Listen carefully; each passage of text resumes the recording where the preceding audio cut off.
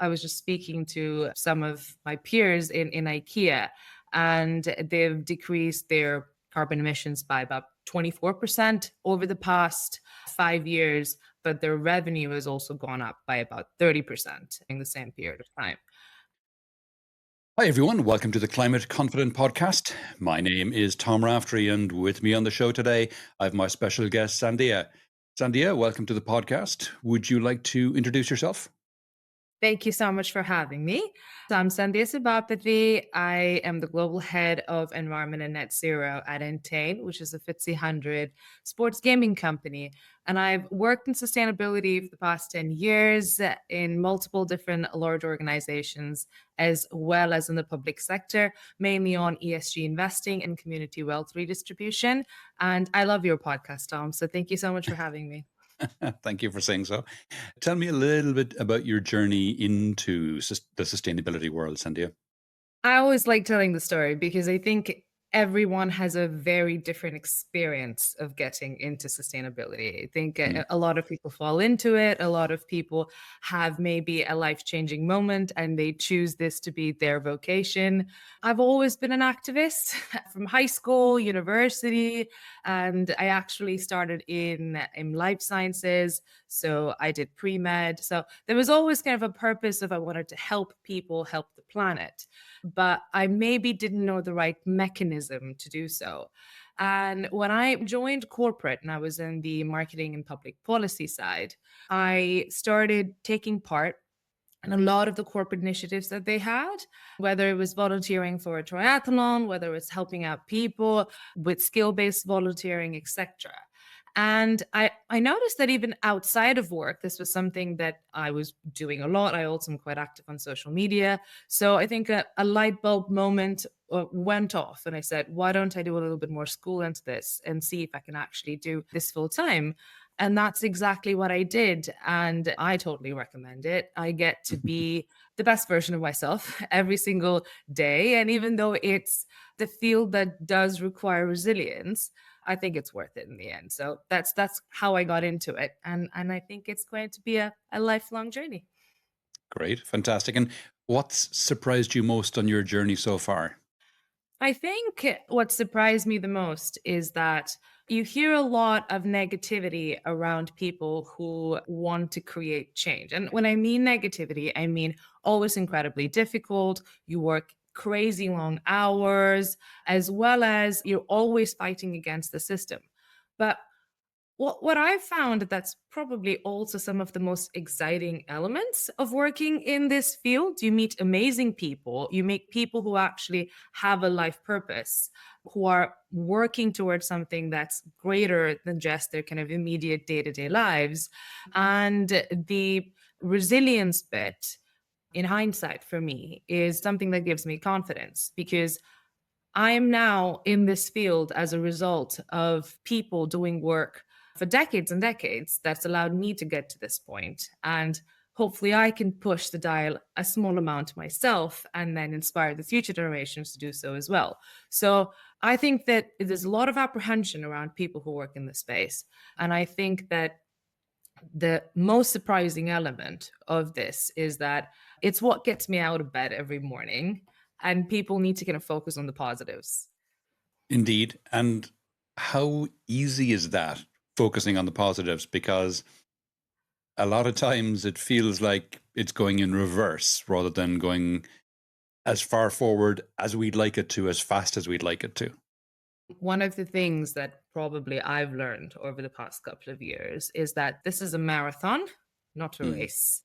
And when I'm talking to younger people who want to get into this space and maybe do a bit of volunteering in their free time and they just feel a bit stuck, whether it's something they can afford to do full time, is that the first thing you should probably get right is understanding the balance within yourself and being quite self aware when it comes to your mental health and your physical health. So, before you take care of the planet's health or everyone else's health, that should be the first thing that you get right and build that support system around you. And for me, what works is journaling and reading and painting. So, finding those spaces that allow you to have an outlet honestly, the last climate of the Paris COP was super stressful, I think, for most people involved, especially for people in the climate space.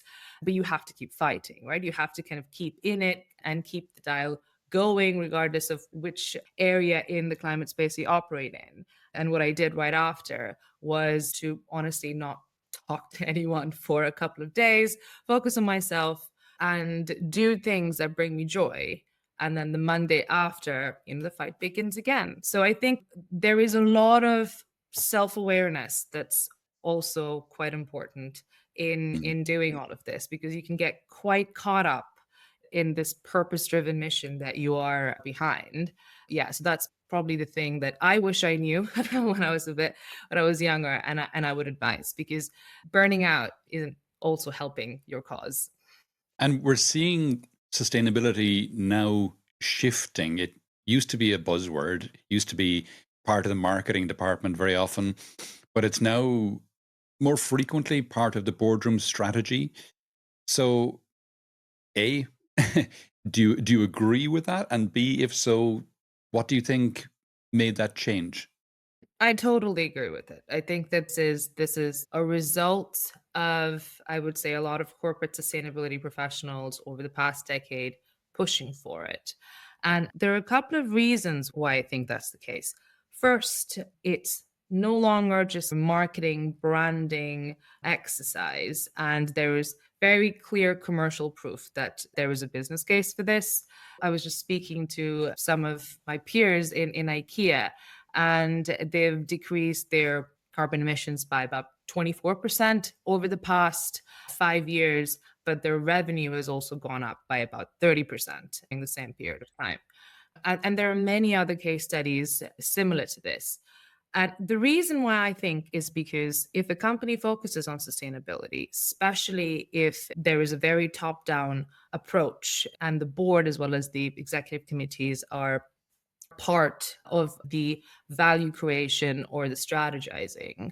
From an investor standpoint, that kind of showcases that you are thinking about the future of the company, or thinking about long term value creation. And it's not just this annual exercise of, okay, how are you doing in Q1, Q2? So I think so that signals a good sign. And then the other element of sustainability is that sustainability is fundamentally collaborative. So Mhm. it encourages different departments to work together. It encourages the company to look beyond itself, whether it's the suppliers, whether it's the community it operates in, its consumers, etc. So indirectly, sustainability builds resilience. And I also really like viewing sustainability, especially the climate side, with a risk based approach. And I think that a lot of companies have gotten this right at the start. So, quantifying climate risks in whatever sector that they operate in, and tying that to revenue, tying that to tangible things that investors as well as the board can relate to in the context of functioning of the company, which then in turn makes it easier for them to, in the future, convert that risk into opportunity if their competitors haven't thought about it that way. So I think the business case is there, which took a long time to build. Yeah, So yeah. it's quite good to see that the business case is there. However, what I will say is that I think we're just at the turning point, right? We're just at the turning point, and we're seeing green shoots with some large successful stories that companies are getting right. I don't personally think that we have managed to convert the average investor or the average boardroom member yet. I still think that there is a lot of corporate activism. So people who are bought in on this, who have seen this work, and as a result, it's trickling through.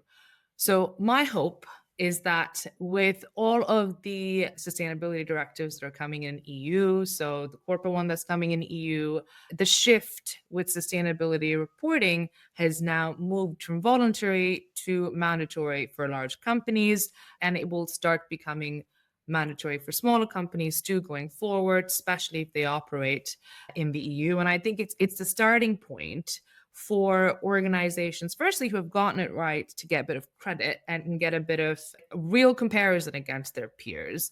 Then for the other companies to actually catch up. And what I also think this is going to be really good for is that companies, since sustainability has been a buzzword for a while, tend to only report and talk about things that they're doing well, not about things that they're not doing well or not getting right. And I think this is going to start getting companies to be a bit more honest about that and hopefully encourage a transparent dialogue as opposed to just getting, the constant canceling approach, which I personally don't think is necessarily as effective as bringing people around the table and having a conversation. One other thing maybe I'd add is that this is going to result in a lot of companies actually dropping bits and elements of their sustainability targets. And I think this is a big point of conversation that I have with a lot of my peers, being like, well, you're a sustainability professional. We need to be as ambitious as possible. We need to push the dial. We need to push. But I actually think I'd much rather have companies be transparent about what they're doing and what they're getting right and how they're going to improve rather than have these top line ambitious targets that don't really make sense in the grand scheme of things and it's just for media buzz. So my hope, I guess, to summarize, Mm, is that I'm happy that it's gotten to the boardrooms. I'm happy that we're actually having a much more top down approach. However, I still don't think it's what I'd call mainstream yet. Like it's something that everyone almost has to do. It's part and parcel of business strategy like marketing or HR, etc. mm. So I still think there's a lot of work to be done there. Right. I don't disagree. Two quick observations. I would say, in terms of the business case for it, I think as well it could be argued that it lowers the cost of customer acquisition and retention, Mm. and also it lowers the cost of employee recruitment and retention. So, right there, you're hitting on the bottom line. And the other observation that I would say is I think the increased rigor that's being demanded of the reporting will mean that the sustainability function in organizations will shift from very often currently, as I said earlier, the CSO reports into the chief marketing officer, which, tells its own story. I think that rigor that's now being demanded means it might, in a lot of organizations, shift to the chief financial officer's organization, which I think is a good thing because once it's there, then you get a twofold or a twofer. You get A, more rigor in the reporting, but B, then it shifts to the chief financial officer seeing the value of this. And therefore, it might even give it a greater push within the organization. Agree, disagree? Am I I full of it? to- I totally agree. I do. And I'm so my team, especially at Entain, may be a bit worried about this. We've got two board level committees. One is the Sustainability and Compliance Committee, and the other one is the Audit Committee. And thanks to CSRD and a lot of the reporting frameworks now having a lot of legal backing and also catching the eyes of investors quite early on, I think for the first time, the audit committee is starting to pay attention and is looking at everything that we're doing. And I think that that is exactly where we need it to be. We need sustainability reporting to be viewed as just as valuable as financial reporting. I mean, Mm, we usually put it in an annual report anyway, or an ESG report, or something that does go out at about the same time so you can get the most amount of eyeballs. So I think that this is good. It's going to be a bit tricky for the first year because, in a lot of cases, some sustainability reporting has obviously progressed, especially the climate side. A lot of it is science backed. If companies have been doing this for quite a bit, it's not just estimates, they're working with primary data. The S bit or the social bit, and even maybe some bits of the governance side, is sometimes estimates, sometimes hopes. And I think that there is going to be a bit of push and pull there because yeah. you want to make sure you report everything accurately. And this is not as black and white as finance. Mm, So, from a sustainability standpoint, we have a lot to learn and maybe a lot to get right. And then from the other side, from maybe the financial reporting side, I think it's for them to understand how exactly we hold ourselves accountable and we hold the organization accountable. So I think it's going to be an interesting learning journey. And it is, I think, going to take far more resources than people think, the reporting side, mm, which is daunting. especially because, a lot of sustainability teams have got extended teams. They rely on, say, suppliers. They don't necessarily have massive teams right off the bat. So I think that hopefully, my hope is that this reporting cycle, which will force us to actually, well, be honest about our targets, get a bit closer to the finance teams, and honestly follow their rigor when it comes to target setting as well. We'll get the wider business to understand how much of, well, work this is and how much this could impact risks and opportunities in the bottom line, like you said, with the employer brand as well, etc. And on the other side, I think that the best way, I always say, to get senior people or individuals interested in sustainability is actually doing some things, right? Seeing it in action. So take them out volunteering or sit them down for a couple of hours and look at climate modeling, and they will want to kill themselves, but they would actually be like, okay, this is hard work. You guys are doing a lot, right? Right. So I think that this is going to be good. It is going to be a bit rough at the start because we're going to sound like we're speaking different languages, Mm. but I think in the end it'll be good. So I think it's a positive. And I think a lot of companies will struggle with this, and a lot of companies will get scared as a result.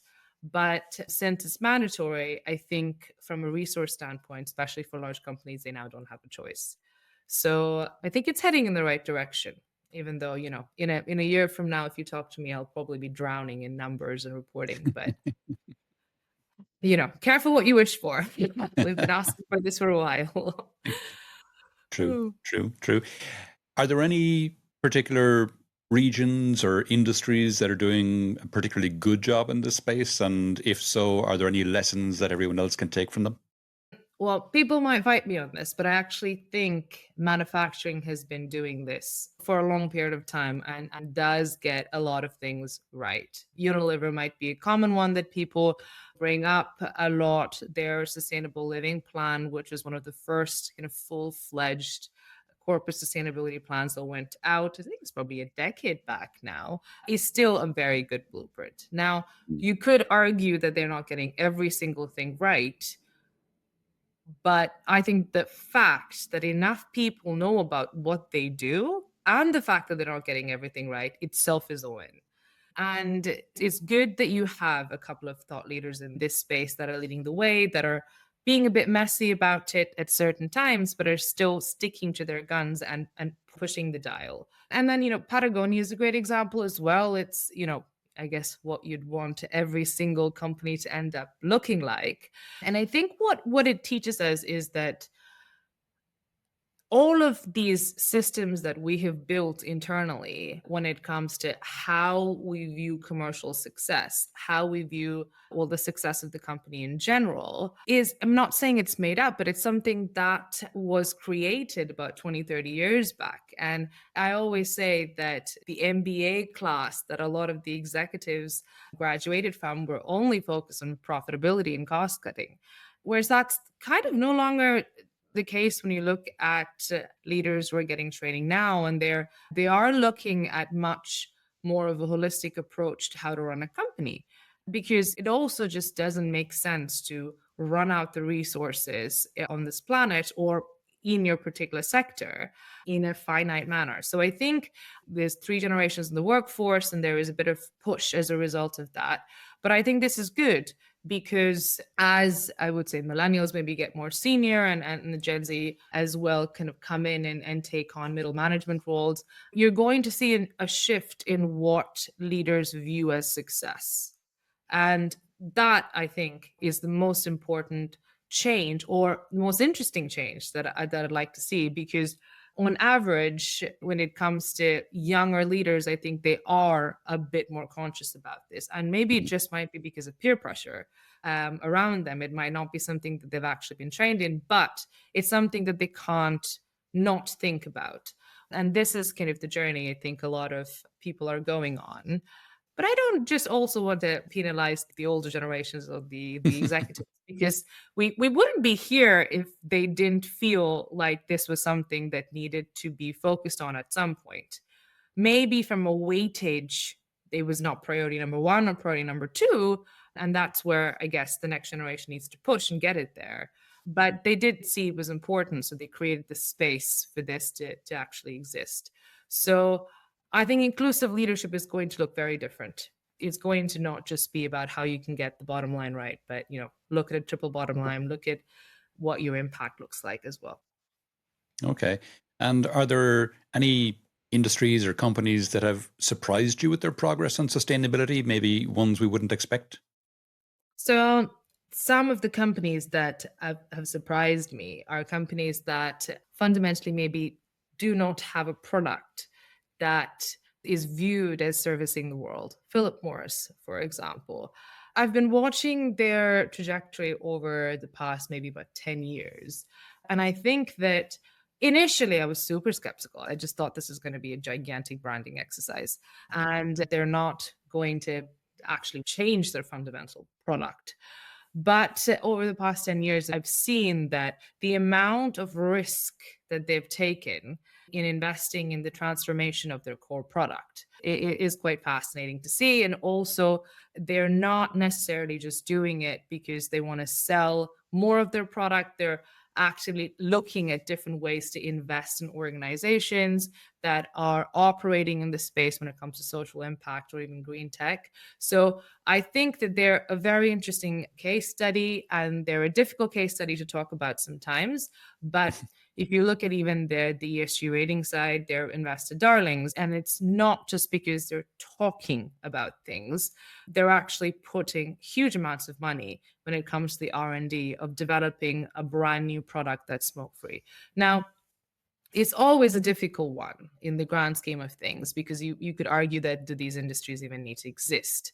But these industries are existing and are growing. I'd much rather them at least be at the positive side of being really sustainable and actually thinking about how they're affecting the planet and people, more importantly, I guess, for Philip Morris. So I think it's a good case study. I think that their theory of change is great, and they have put a sizable chunk of their revenue and profitability into this. So I think they are putting money where their mouth is.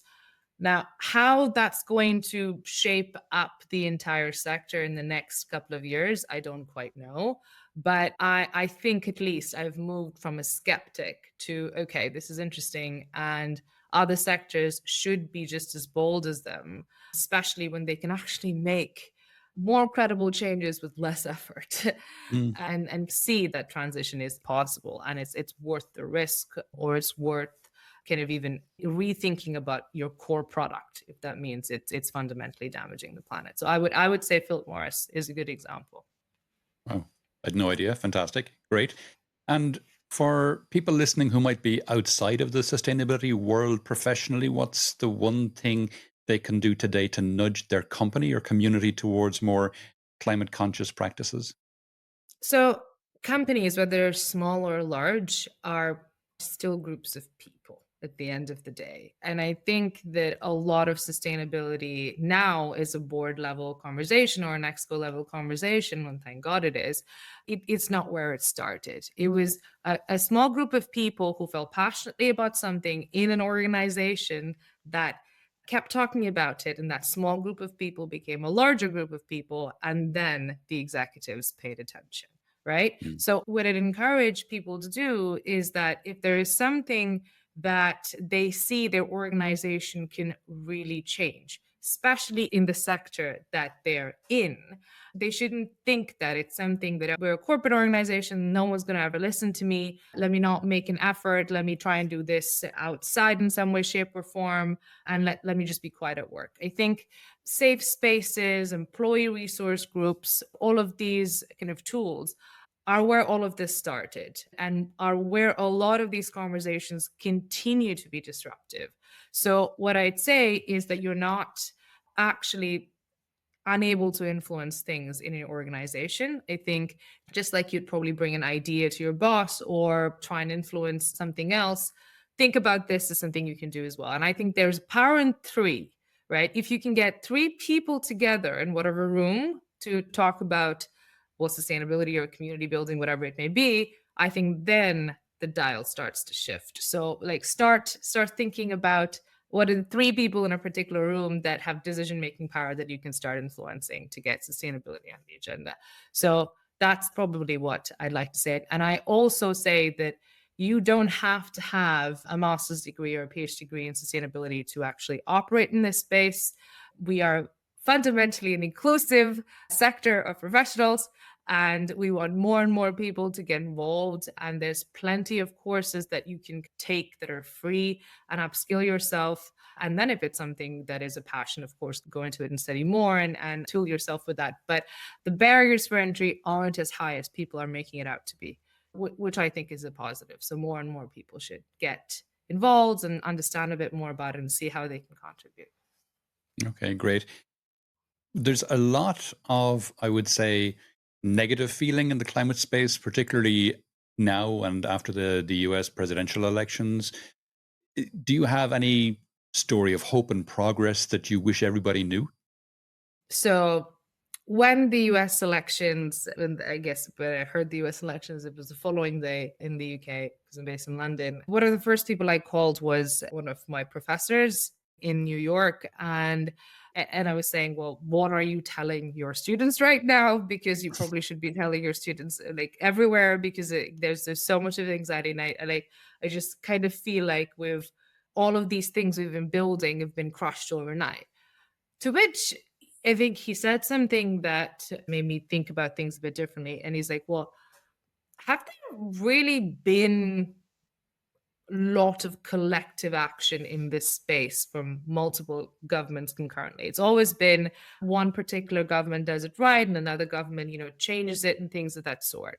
I was thinking back to it and it's like, yes, government has supported things in some way, shape, or form. And of course, especially with like public private partnerships and coalitions, yes, they are involved and there's a lot of infrastructure change that they need to be involved in. But fundamentally, climate has always been by NGOs and professors and scholars and think tanks. That's where climate change has always been and where it started out.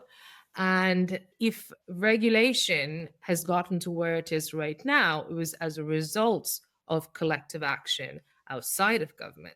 So just because there is a current change in tide, that doesn't mean that everything that people have worked on is going to disappear overnight. It is going to maybe get a bit more difficult in some areas.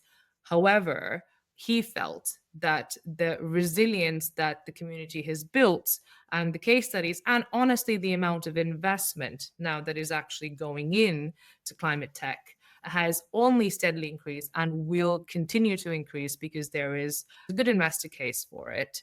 And maybe it's not exactly where we need it to be right Mhm. now, but that doesn't mean that we can, kind of give up. It's almost the time where you need to dial up even more. And then after that, over the past couple of, I would say, maybe a month or so here, what I've noticed is that that does seem to be the case. I think that more and more people are getting involved. It's almost acting as a trigger to get people who weren't thinking about it as much to actually be like, well, maybe I need to help. Maybe this is something that people have completely not talked about. And so I think that it, like with a lot of these things, will have a ripple effect, and there are green shoots, the ripple effect as well. On the flip side, in the UK, as a result, from a leadership standpoint, it looks like the government is stepping up in some way, shape, or form. They've got much more ambitious net zero targets. And, London is quite ambitious. It wants to be net zero by 2030, which is going to be hugely difficult. But hey, if they set the target, then they need to at least work towards it. So I think that if there is a leadership vacuum in one area, there will be other countries that step up. Mhm. So let's hope that's the case.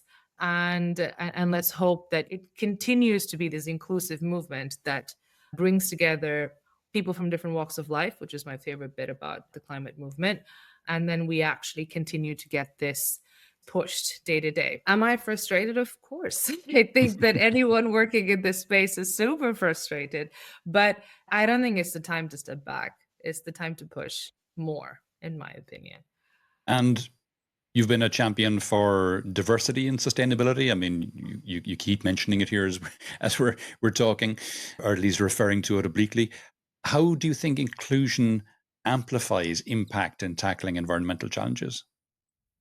As with a lot of things, climate change is going to fundamentally impact the marginalized more than other communities. And I think this is what we keep forgetting.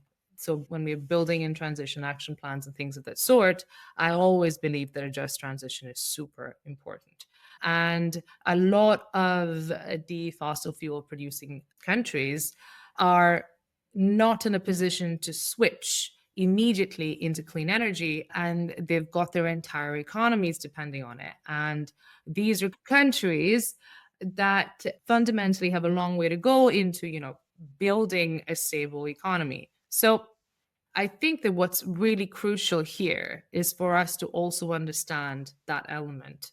And see, I'm not necessarily sure COP is an effective forum to get these big conversations across in the way that it is. I very much still believe in COP. I think that it's not fit for purpose right now. So I think that in all of this, it's super important to have a thread of understanding what is the community or the group of people that are most going to be hit by all of these consequences, and not just talk about the top line all the time. And I think that that's quite concurrent with even boardrooms or making decisions in a corporate standpoint, because I spoke about the power of three. I think that when you have people with diversity of thought and thinking about different things, and they could be people from diverse backgrounds, but it could also be people with diverse experiences coming in and having these conversations, the solutions that you come up with are far more resilient and far more inclusive and far more effective, honestly. So I'm a big believer it's super important to have different voices in the table. And some people might argue that having too many voices means that decisions don't get made and Mm. decisions get delayed. But the problem that they're talking about isn't the actual boardroom, it's the governance of decision making. It's the emphasis on having a clear process. It's not having different opinions in the room that's actually slowing things down. It's about not having a very clear process to get those decisions out. So I know that was a bit of a broad spread of things, but my view is that you need to be an exceptionally good listener when it comes to solving a problem like climate change. It's something that affects so many people and it affects the marginalized the most.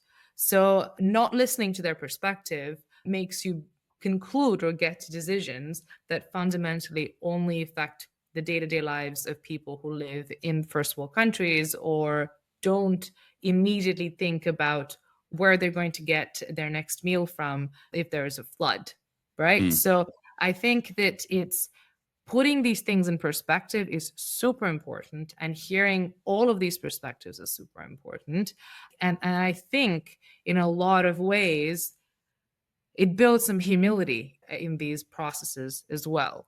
And if you think about things in a different manner, maybe from just, I mean, I guess it's not just a humanity standpoint. Maybe you build these decisions, you build these solutions to be something that's fundamentally going to help everyone, not just the people who think it's the right thing to do, but in the grand scheme of things won't get affected by it in the near term. Are there any books or films or documentaries that you found particularly inspiring when thinking about sustainability or leadership? Ooh, there's so many. There's so many of them. I think I wouldn't even know where to start. Well, first, people should listen to your podcast. So that's something, quick plug on the podcast that we're in. Thank you. Um, so I'm trying to think of one that I actually have read recently that has super, super inspired me. So, what I've found over the past couple of weeks is reading about travels, people's traveling across the world.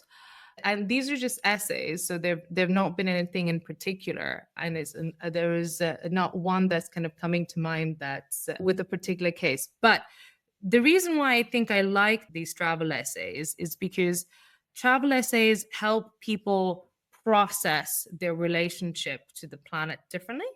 And now I think it's more about jumping on a plane and going to a different country and then maybe checking out a couple of restaurants and looking at some sites and then coming back. But way back then, like in the 30s and the 40s, people were traveling extremely differently. So Mm. they were traveling to hike, they were traveling to be in nature, they were on boats for long periods of time. And what I think I've got from all of that is that we're not very connected to nature. We're not really, we don't even know where our food comes from, right? So, Yeah. and I think that that is probably one of the biggest issues for the current way of life, especially if you live in a city, is there can be weeks where you actually don't actively go to a park or see some form of nature around you, and I think it's disorienting. And Mm. I was born raised in cities, right? So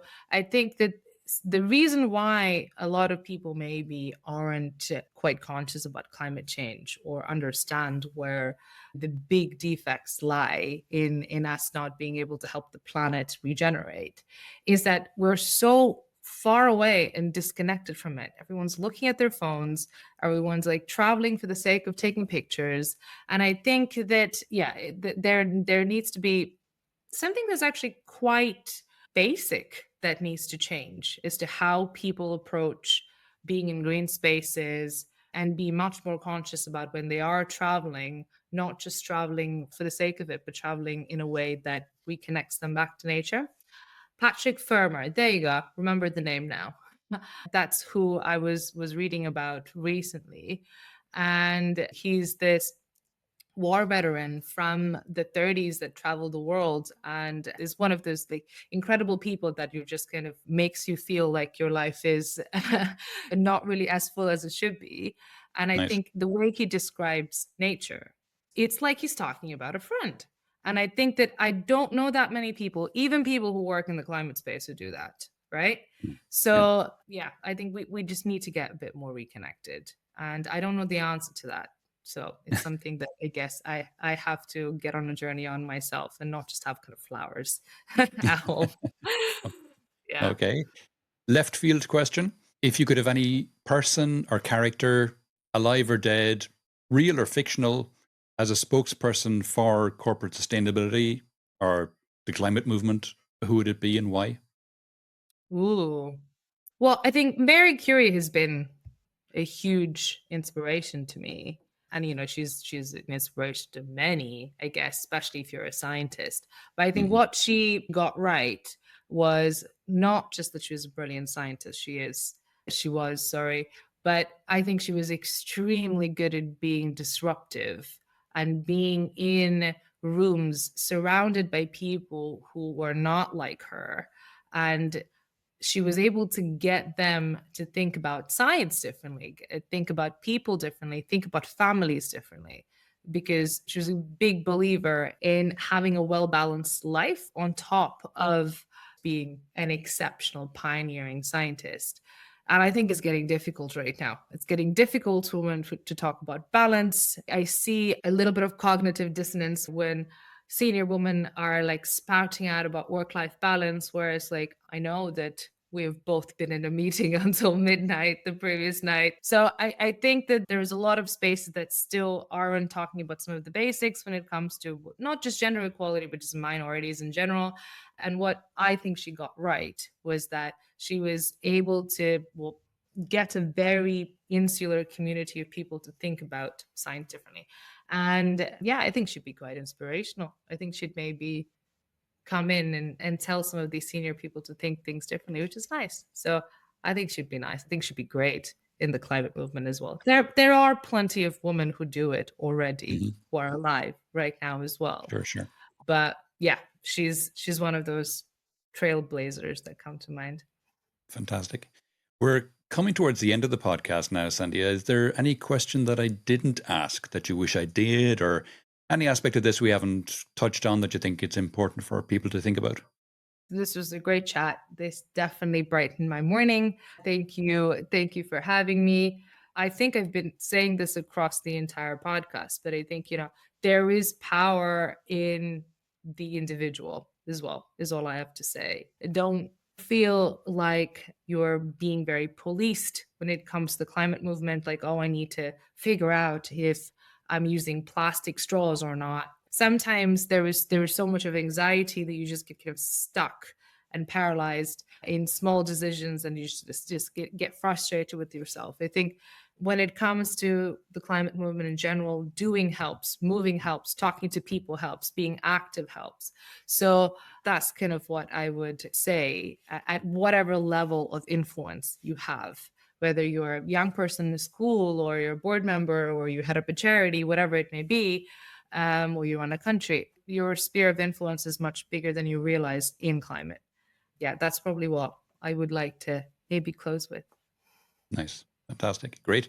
Sandhya, that's been fascinating. If people would like to know more about yourself or any of the things we discussed in the podcast today, where would you have me direct them?